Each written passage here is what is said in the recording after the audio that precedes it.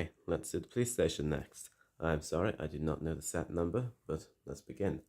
Now you can see the three police vehicles speeding out of their garage bays.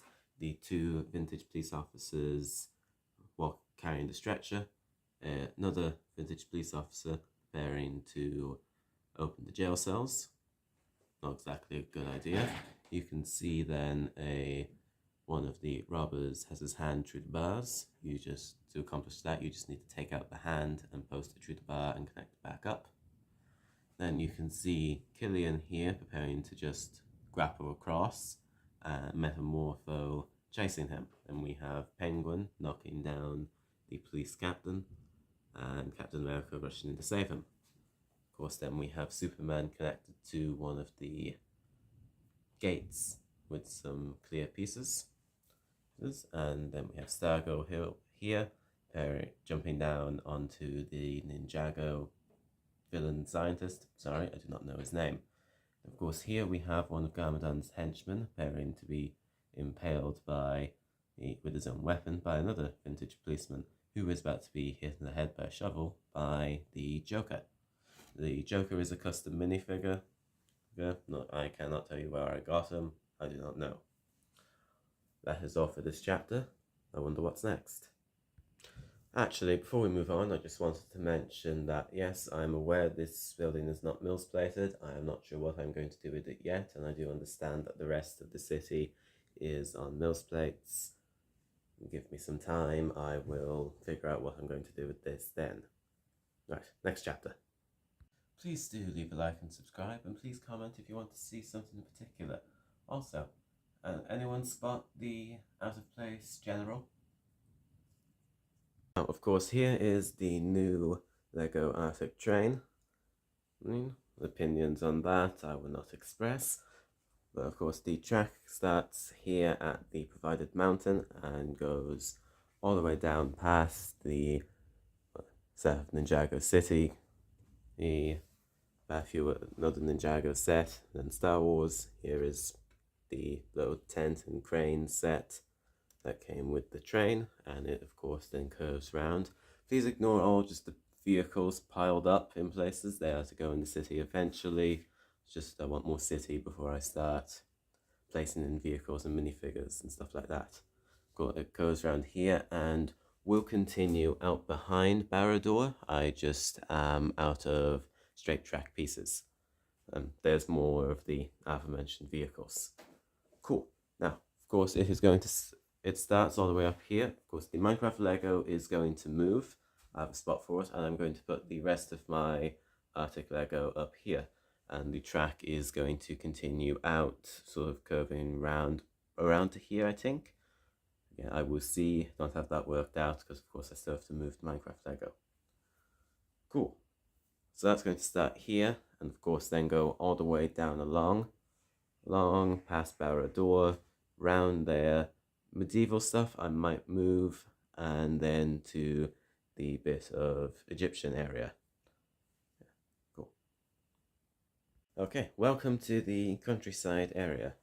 Sort of starts around here and then goes all the way up to the Warp Wing Fighter, I believe. Anyway, now originally this was just going to be a set of a lump of countryside, though it has sort of changed with the addition of, well, I found this lovely container of pieces. I do actually have another one in another room that I have to build, and that will bridge the gap on top in the middle of the two of these.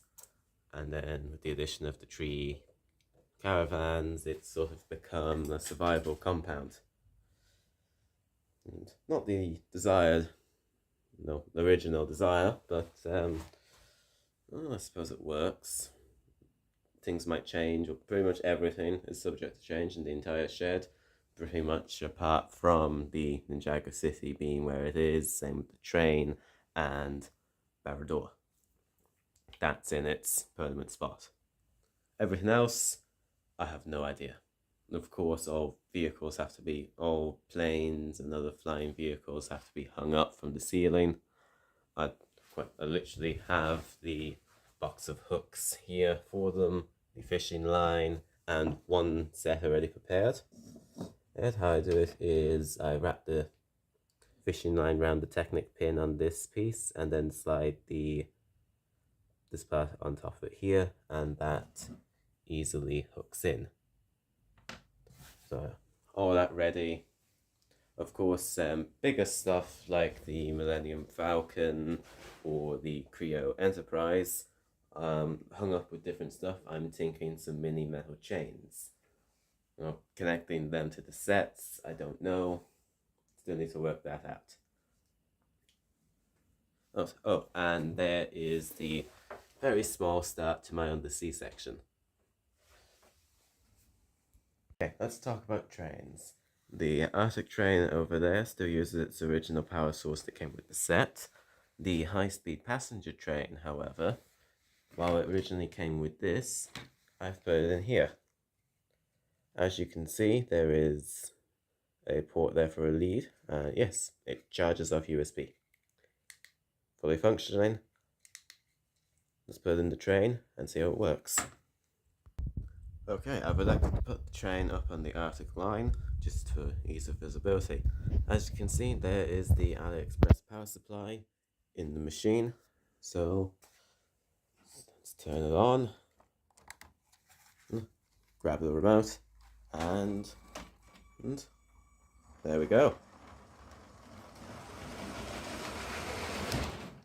As you can see, it works just as well as the official Lego version, with the added benefit of not having to constantly replace the batteries. What do you think? Feel free to comment your opinion, and I look forward to reading them. Thank you for tuning in to this episode of Brick Skull's Lego Shed. I look forward to seeing you next time. Farewell.